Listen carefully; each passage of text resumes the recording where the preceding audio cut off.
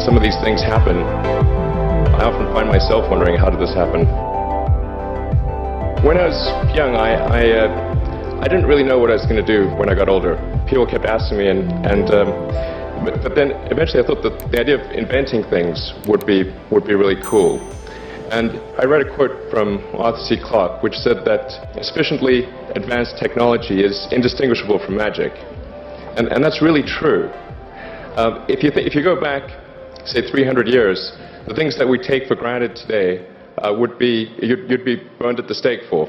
Being able to fly, that's crazy. Being able to see over long distances, being able to communicate, having effectively, with the internet, a group mind of sorts, and having access to all the world's information instantly from almost anywhere on the earth. This is stuff that really would be magic, or would be considered magic in times past. In fact, I think it actually goes beyond that, because there are many things that we take for granted today that weren't even imagined in times past. They weren't even in the realm of magic. So it actually goes beyond that. So I thought, well, if I can do some of those things, basically if I can advance technology, then that's like magic, and that would be really cool. I was at sort of a slight existential crisis, because I was trying to figure out what does it all mean, like what's the purpose of things. I came to the conclusion that if we can advance the knowledge of the world, if we can do things that expand the scope and scale of consciousness, then we're better able to ask the right questions and become more enlightened, and that's really the only way forward. I studied physics and business because I figured in order to do a lot of these things, you need to know how the universe works, and you need to know how the economy works. And you also need to be able to bring a lot of people together to work with you to create something, because it's very difficult to do something as an individual if it's a significant technology. I originally came out to California to try to figure out how to improve the energy density of electric vehicles, basically to try to figure out if there was an advanced capacitor that could serve as an alternative to batteries. And that was in '95, and that's also when the internet started to happen.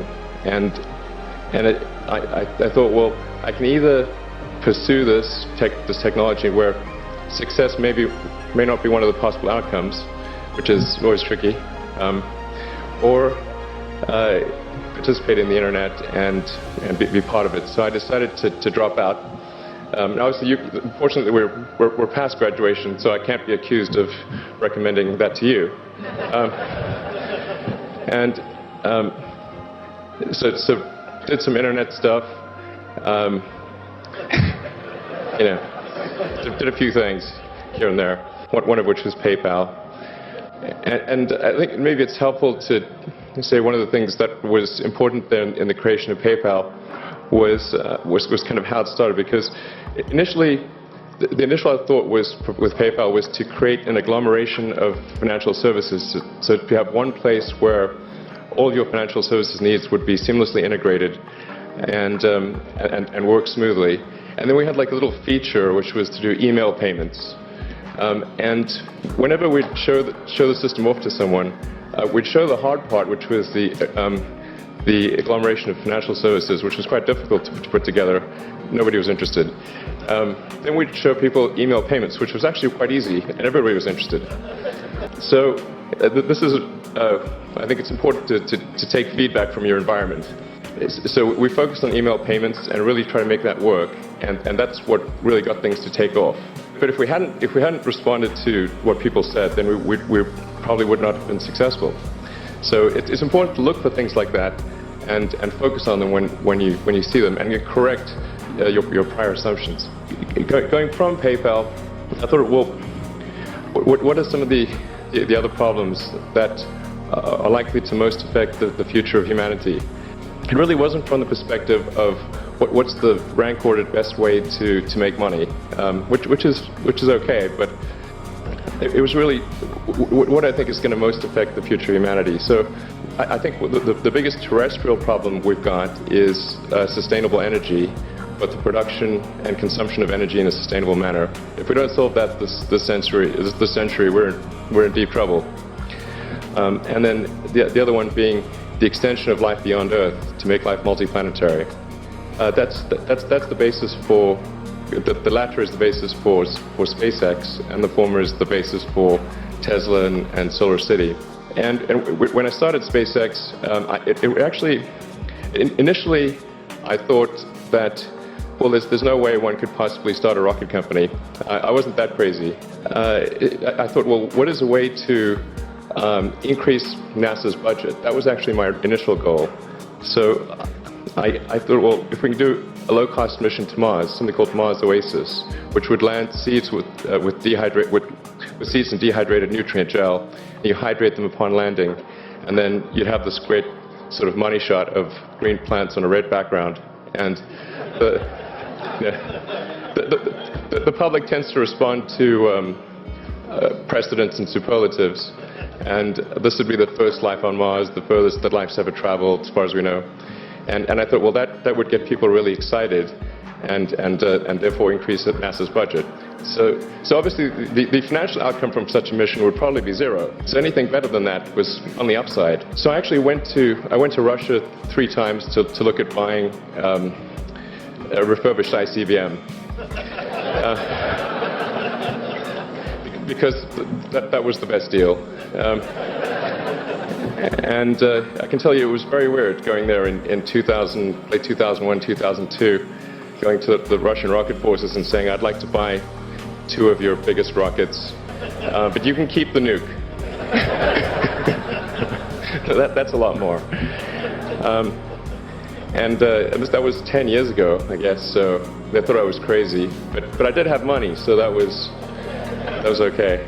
After making several trips to Russia, I came to the conclusion that actually my initial impression was wrong about, because my initial thought was, well, that there's not enough will to explore and expand beyond Earth and have a Mars base and that kind of thing.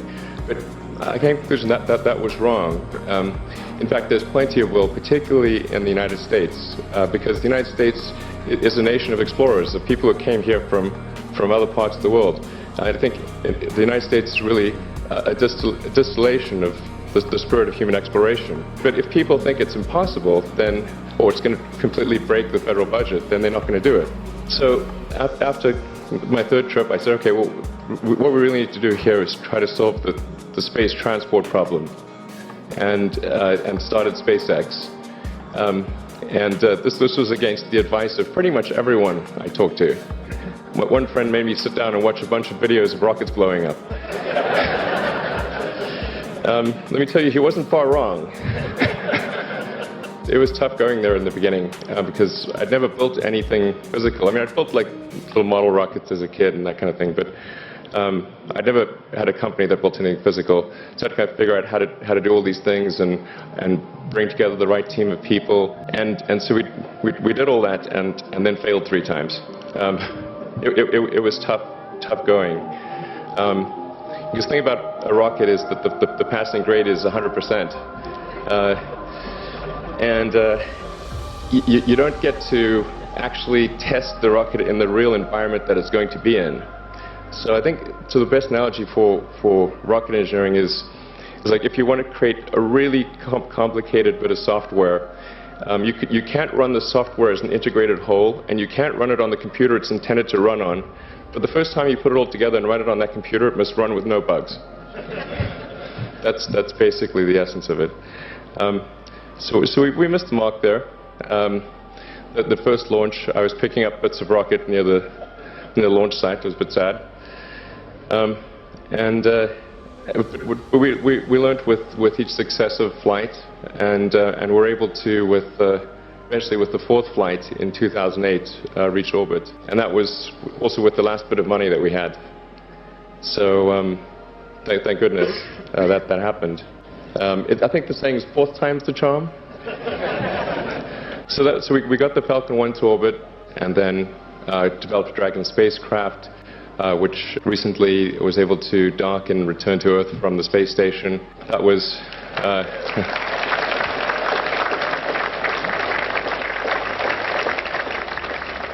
Thanks. That was a white-knuckled event. Yeah, it's a huge relief. Still can't quite believe it actually happened. But there's a lot more that must happen beyond this in order for humanity to become a spacefaring civilization and ultimately a multi-planet species. And that's something I think it's vitally important, and I hope that some of you will participate in that, either at SpaceX or at other companies, because it's just really one of the most important things for the preservation and extension of consciousness. I mean, it's worth noting, as I'm sure people are aware, that the Earth has been around for 4 billion years, and civilization, at least in terms of having writing, has been around for 10,000 years, and that's being generous. Don't let anything hold you back. Imagination is the limit, and go out there and create some magic. Thank you.